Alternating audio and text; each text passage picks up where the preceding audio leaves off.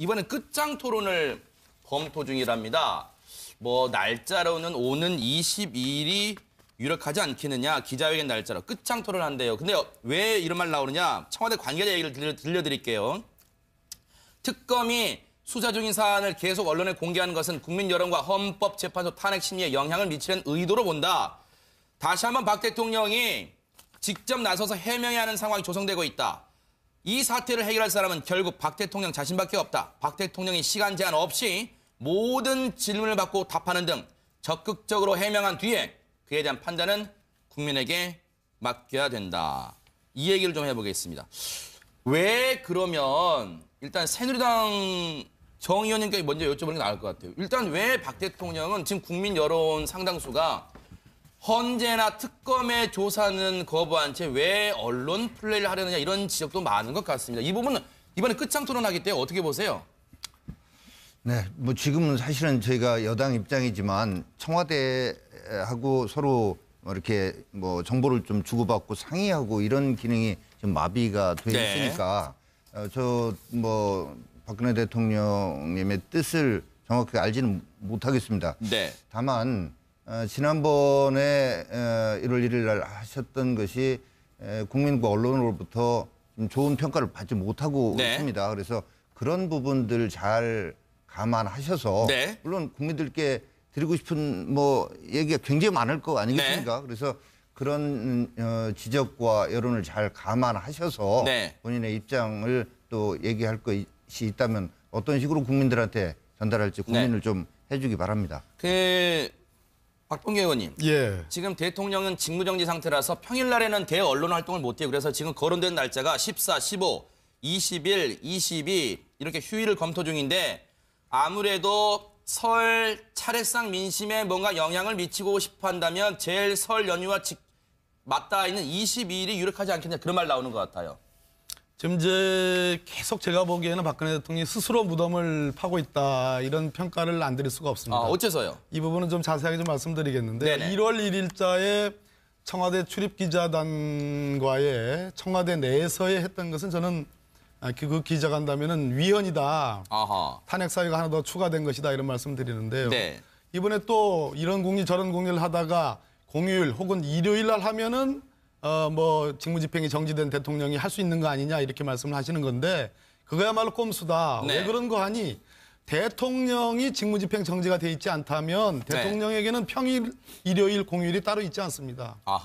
우리 국민들이 대통령을 뽑은 것은 주무실 때에도 언제든지 비상적인 어떤 상황이 발생하면 전화가 연결돼가지고 국군 총사령관으로서 이러한 안보 위기라든지 여러 가지 국민들이 재난에 처했을 때 즉각적으로 명령하고 지시하라는 그런 위임입니다. 일요일이고 평일이 따로 있지는 않습니다. 그런데 4.16 세월호 참사 때는 평일인데도 불구하고 관저에 계셨습니다. 자, 일요일이라고 해서 직무집행 정지된 박근혜 대통령이 그러면 언론과 만나가지고 얘기할 수 있느냐? 얘기할 수 없는 겁니다. 근데 지금 변명을 뭘로 다루셨냐면 특검에서 언론 브리핑을 통해서 탄핵 재판에 영향을 미치고 있다 이런 얘기를 했는데 제가 특검법을 만든 사람입니다. 그 특검법에 법률에 대언론 브리핑을 하도록 규정이 있습니다. 법률에 입각한 브리핑이다. 이런 말씀을 드리고 만약 박근혜 대통령께서 억울하다는 생각이 드시다면은 헌법재판소법에 의해서 지금 탄핵 심판 중인 그 법정에 나오셔가지고 당당하게 그 법정에서 말씀을 하시면 충분히 반영이 되는 건데 왜 그 법정에 나오라 하는 게 안 나오고 또는 검찰에서 수사받으라고 할 때는 안 나오시고 청와대에서 또는 기자들을 편하게 좀 대하기 편한 기자들을 불러가지고 이렇게 말씀을 하시는 거냐. 이것은 위헌적인 행동이다. 저는 괜찮고 우리 기자들도 그러한 박근혜 대통령의 그러한 어떤 제2차 간담회에 대해서는 가시지 않아야 된다 이런 생각을 드립니다. 안 그래도 하 의원님께 그 질문까지 좀 묶어서 질문 드려볼게요.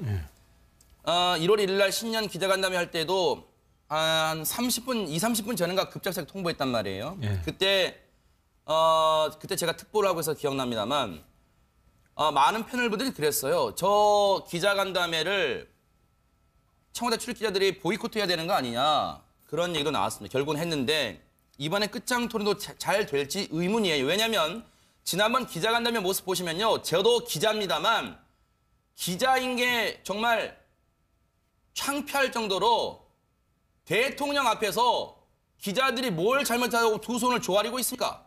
질문을 해야 되는 거 아니에요? 끝장토론 되겠어요, 이번에? 그것까지 좀 묶어서 말씀해 주십시오. 앵커분이 바로 패널로 나서시네. 네. 근데 이제 그 끝장 토론 전 대통령께 드리고 싶은 말씀은 좀 진작 좀 자주 하시지. 네. 사실 그 민주주의 사회 지도자라면 질문을 받지 않는 지도자는 민주주의자가 아니에요. 네.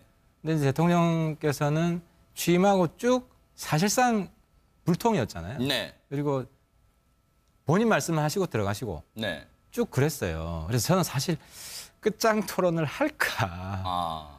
상당히 의심스러워요. 아하. 이제 그랬던 대통령이기 때문에 만약에 진정한 끝장 토론을 한다면 생중계로 저는 하라고 이야기하고 싶어요. 아하. 그리고 질의도 자유롭게 받고 네. 또 난상 토론 네. 서로 뭐 논쟁을 하고. 근데 전제 조건이 있어요. 뭘까요? 뭐냐? 첫 번째는 주변에 비서실장, 수석 다 물리치고. 나와 있으면 안 돼요. 아하. 이거는 헌법 위반이에요. 왜냐하면 대통령 직무 정지잖아요. 네네. 이 비서실장 이분들은 지금 대통령을 모셔야 되는 분이 아니고 권한 대행을 모셔야 되는 분이에요. 그러네요. 그리고 이 지점에서 황교안 총리가 해명을 해야 돼요. 저 장면에 대해서. 네. 지금 아까 화면을 보면 황강호 실장, 정무수석, 네. 여러 수석들이 다 나와 있어요. 정영국 대변도 저기 있더라고요. 네네. 그렇죠. 네. 그 사람들이 나왔다는 거는 네. 황 총리가 재가를 해야만 나올 수 있는 거예요. 아하. 근데 이건 본인이 재가를 했는지 네. 아직까지 답변을 안 하고 있어요. 아하. 이 부분은 분명히 짚어줘야 되고 네. 그리고 대통령께 정말 드리고 싶은 말씀은 네. 저 끝장 토론보다 네. 국민들이 원하는 거는 헌재 가서 끝장 토론해라. 그러니까요. 헌재 가서 일단은 끝장 토론 적어도 한 번만 하는 모습을 네. 보여주고 아하. 그다음부터는 자기 변호사들 대동하고 해야죠. 네. 근데 아직도 내가 대통령이다. 직무 정지된. 네. 지금 탄핵 2번 받아요. 저랬다가는. 네. 그래서 네. 지금 대통령도 문제고 네. 황교안 권한대행은 지금 더 문제다. 아하. 이 부분에 대해서 우리 국회가 한번 반드시 짚고 네. 넘어가야 됩니다. 제가 왜 끝장 토론이 가능할까 이런 의구심이 드냐고 이런 말씀 드리냐면요. 엊그제 미국의 오바마 대통령이 고별 연설을 했죠. 그때 정말 박수 받으면서 취임했던 오바마 대통령 박수 받으면서 떠났습니다. 임기 마지막까지도 지지율이 60%가 상회하는 그런 지지율을 보였고요. 부러울 뿐이죠. 그런데 어제 트럼프 당선인이 첫 기자회견을 했어요. 그때 모습 보시면 왜 제가 청와대 출입기자들을 얘기를 하는지 이해가 되실 겁니다. 그 모습 보고 이태규 의원님 얘기를 들어보도록 하겠습니다. No, not you. Not you. Your organization is terrible. Don't be rude. Can you give us a question? Don't be rude. No, I'm not going to give you a question. I'm not going to give you a question. You are fake news. Sir, go ahead. Can you state categorically that nobody... 저게 어떤 상황이냐면 지금 트럼프 당선인이 계속해서 질문하지 말라고 not you 그랬잖아요. 당신 말고 하는데 지금 계속해서 소리가 작게 들렸잖아요. CNN 기자가 짐 아쿠스트란 CNN 기자가 당신은 왜 우리 뉴스를 공격하느냐. 우리에게 질문 기회를 달라. 당선인 우리 회사를 욕만 하고 질문 기회를 왜 안 주는 거냐. 그랬더니 트럼프 당선인이 조용히 해. 무례하게 굴지 마. 당신에게 질문 기회 안 줄 거야. 가짜 뉴스야. 이런 말을 설전이 오갔습니다. 저 모습이 물론 설전처럼 보였지만 본질은 이태규 의원님. 언론이 이제 새롭게 대통령 취임하는 트럼프 당선인에게 눈 하나 깜짝 않고 질문을 던질 수 있다는 겁니다. 오늘 아마 앵커께서 네. 강력하게 지적을 했기 때문에 네. 청와대 출입기자들이 아마 충분히 반영해서 그럴까요? 다음에 아마 그것이 어떤 끝장 토론이 이루어진다면 네. 반영하지 않겠는가 이렇게 보여지고 네. 저 지금 그 기자들의 모습이나 또 지난번에 그 우병우 씨를 조사하면서 보여줬던 네. 그 검사의 그 조아리고 있는 모습이나 네. 이래가지고 내가 볼 땐 대한민국이 이게 제대로 가겠는가. 아하. 그래서 우리 사회의 공기 또 국가적인 자기 역할을 다 할 사람들이 네. 정말 제 역할을 다 하고 있는 것인가에 대해서 많은 국민들이 정말 의심을 갖고 있고요. 네. 그때 충분하게 그 언론인들이 박근혜 대통령이 자기 변명을 하는 가운데서 광장의 분노를 대변해 줬으면 그리고 국민을 대신해 물어봐 줬으면 저는 박근혜 대통령이 끝까지 저렇게 거짓말하거나 또 그때 그 1월 1일 날 그 기자간담회 하면서 그 많은 언론에서 지적했지만 아직은 어법에 맞지 않는 여러 가지 그 말투. 그다음에 정말 아주 그 놀라울 정도였던 그 오버 액션 있지 않습니까? 네. 이 오버 액션이라는 건 결국은 본인이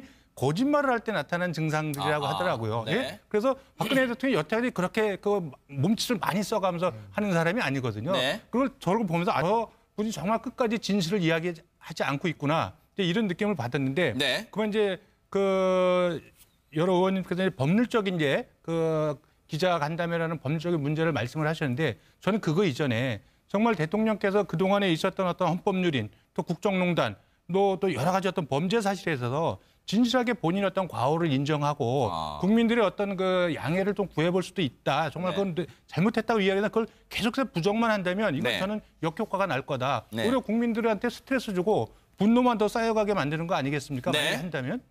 그래서 저는 문제 해결에 전혀 도움이 안 된다. 이런 말씀을 드리고 싶습니다.